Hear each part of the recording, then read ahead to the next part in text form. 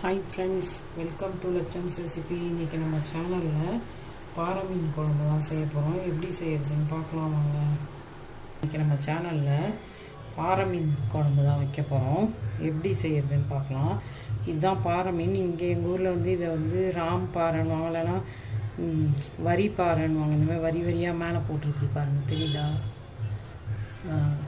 இதுதான் இந்த மீன் வச்சு தான் இப்போ குழம்பு செய்ய போகிறோம். சூப்பராக இருக்கும். இப்போ எப்படி செய்கிறதுன்னு பார்க்கலாம்.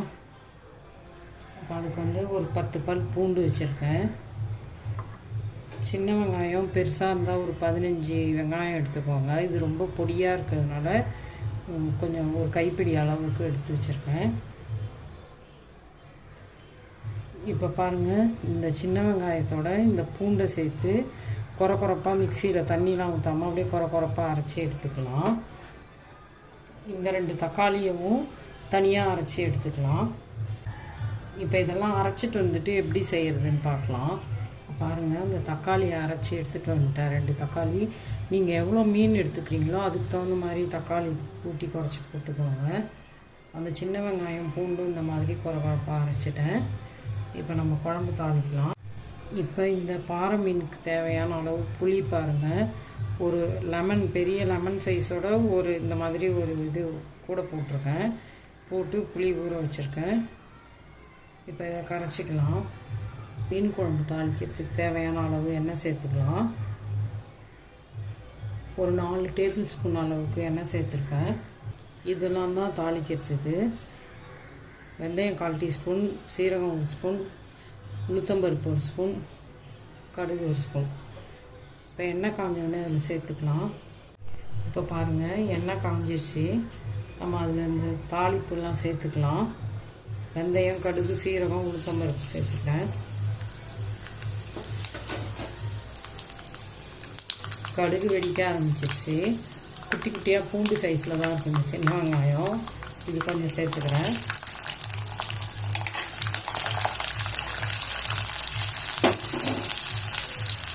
அது கூட கருவேப்பிலை சேர்த்துக்கலாம்.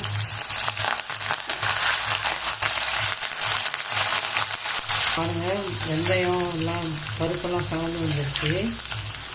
இப்போ இந்த அரைச்ச வெங்காயம் பூண்டு இருக்குல்ல, அதை சேர்த்து வதக்கலாம்.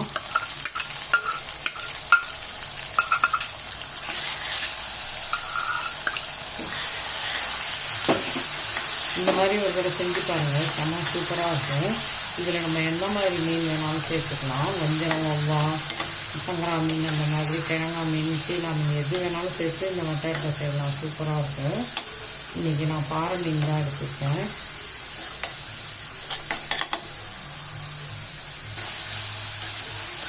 நல்லா இந்த வெங்காயம் பூண்டு வதங்கும் போது நல்லா கமகமான வாசனை வருது. நல்லா ஒரு 2 நிமிஷம் நல்லா வதக்கிக்கோங்க. சின்ன வெங்காயம் நல்லா சீக்கிரம் வதங்கிடும். இப்போ பாருங்கள், வெங்காயம் வதங்கிடுச்சு பாருங்கள். சின்ன வெங்காயம் இந்த அளவுக்கு வதங்கினா போதும்.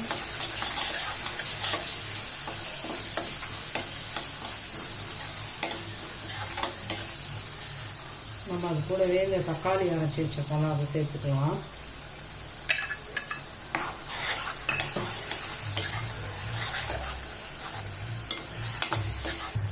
இப்போ தக்காளி வெங்காயம் எல்லாம் சேர்ந்து நல்லா வதங்கி சுருண்டு வரட்டும், பார்க்கலாம். இப்போ பாருங்கள், வெங்காயம் தக்காளிலாம் நல்லா வதங்கி மேலே லைட்டாக எண்ணெய் வர ஆரம்பிச்சிருச்சு.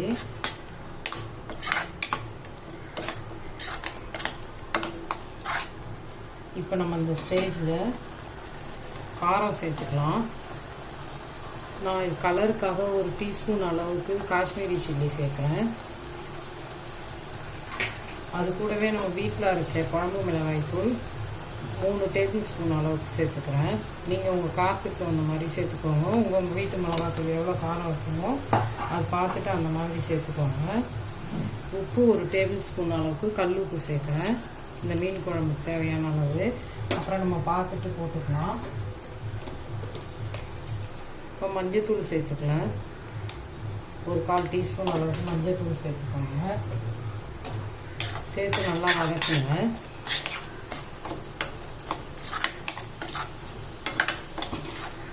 இந்த காரத்தோட ஏற்கனவே நம்ம வதக்கிட்டோம் அரைச்ச வெங்காயம் தக்காளி விழுத. இப்போ இந்த காரத்தோடு சேர்த்து நல்லா வதக்கினீங்கன்னா அதில் உள்ள பச்சை வாசனையெல்லாம் போயிட்டு நல்லா சூப்பர் டேஸ்ட்டாக இருக்கும்.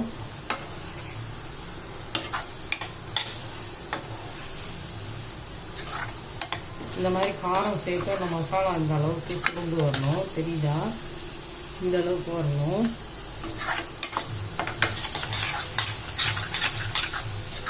அப்போ தான் குழம்பு ரொம்ப டேஸ்ட்டாக இருக்கும், அல்டிமேட்டாக இருக்கும். இப்போ நம்ம இதில் வந்து புளியை வடிகட்டி சேர்த்துக்கலாம். இப்போ பாருங்கள், லைட்டாக ஓரலாம் எண்ணெய் தெரியுதா பிரிஞ்சு வர்றது. இப்போ புளியை நம்ம அதில் சேர்த்துக்கலாம். கரைச்சி வச்சுருக்காங்க புளியை அதில் வடிகட்டிக்கலாம்.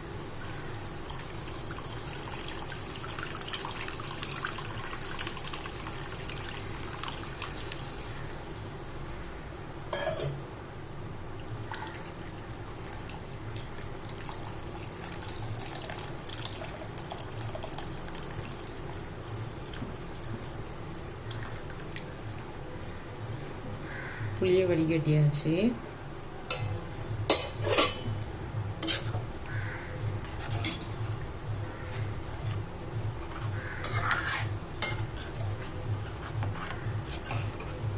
இதில் இன்னும் கொஞ்சம் நம்ம தண்ணி சேர்த்துக்கலாம். உப்பு காரம்லாம் பார்த்துக்கோங்க. இப்போ உங்களுக்கு குழம்பு திக்காக வேணும்னா இப்படியே விட்டுடலாம், இல்லாட்டி இன்னும் கொஞ்சம் தண்ணி சேர்த்துக்கலாம். நீங்கள் செம கமகமன்னு வாசனை இருக்கும் குழம்பு இப்போவே தாளிச்சதுக்கு.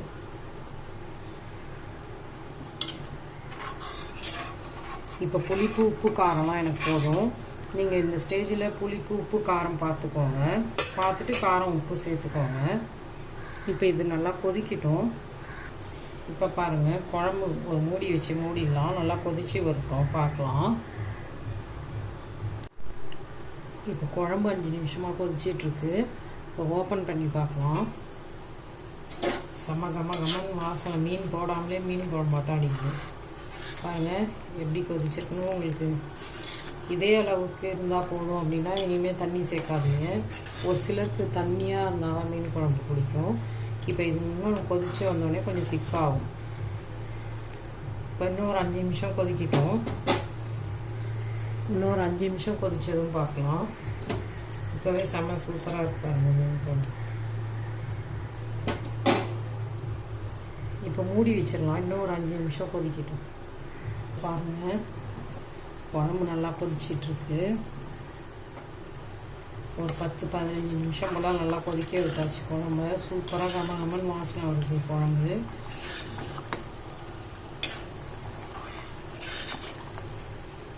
இன்னும் கொஞ்சம் சுண்டட்டும் குழம்பு.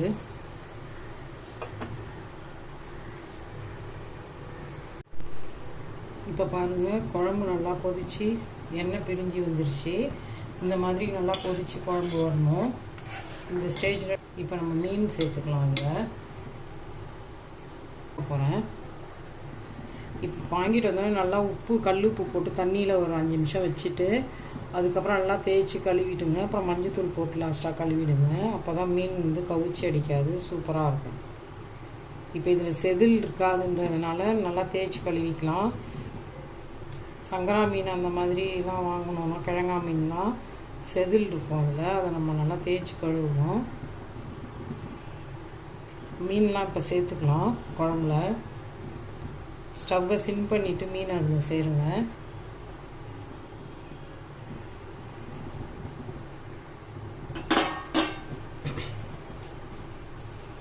இப்போ மீன் அதில் சேர்த்தாச்சு.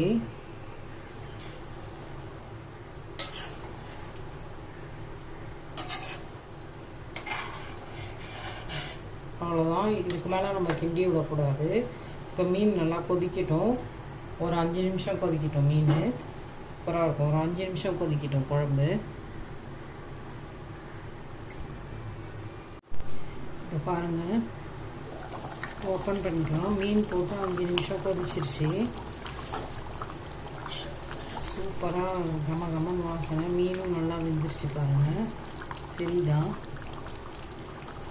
ஒரு 5 நிமிஷம் கொதிச்சா போதும். சூப்பரான சுவையில் பாறை மீன் குழம்பு ரெடி ஆகிடுச்சு. நீங்களும் இந்த மாதிரி செஞ்சு பாருங்கள். மிஸ் பண்ணாமல் செஞ்சு பார்த்துட்டு எனக்கு ஃபீட்பேக் கொடுங்க. சூப்பரான சுவையில் பாறை மீன் குழம்பு ரெடி ஆகிடுச்சு. லட்சம்ஸ் ரெசிபியை லைக் பண்ணுங்கள், ஷேர் பண்ணுங்கள், சப்ஸ்கிரைப் பண்ணுங்கள். தேங்க்யூ. பார்த்தீங்களா எப்படி இருக்குது குழம்புன்னு? இப்போ ஸ்டவ் ஆஃப் பண்ணிடலாம். அது சும்மா கொஞ்சோண்டு கருவேப்பிலை வாசனைக்கு சேர்த்துக்கிட்டு ஸ்டவ் ஆஃப் பண்ணிடுறேன். சூப்பராக அல்டிமேட்டாக இருக்கும். பிகினர்ஸ் கூட அந்த மாதிரி பண்ணலாம். குழம்பு செம்ம டேஸ்ட்டாக இருக்கும். மிஸ் பண்ணாமல் செஞ்சு பாருங்கள். இந்த மீனில் நிறையா ஒமேகா 3 இருக்குது.